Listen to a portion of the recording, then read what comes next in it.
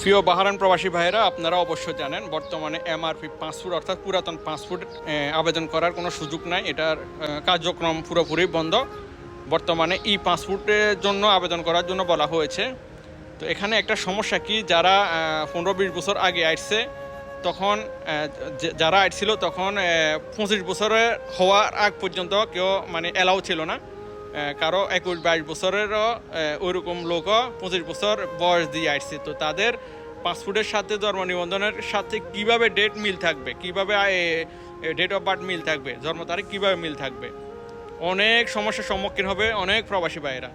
এটা সমাধান কিভাবে করবে বর্তমানে যে অবস্থা, বাংলাদেশের অবস্থা পরিস্থিতি। যাই হোক, তা আমরা চাই যে এমআরপি পাসপোর্টের সাথে মিল রেখে যেন ই পাসপোর্টটা করা হয়, এটা যেন কার্যকর করা হয়। সবাই ভিডিওটা একটা শেয়ার করে দিবেন। আপনারা সবাই আপনাদের মতামতটা অবশ্যই কমেন্ট বক্সে করে যাবেন। আসসালামু আলাইকুম।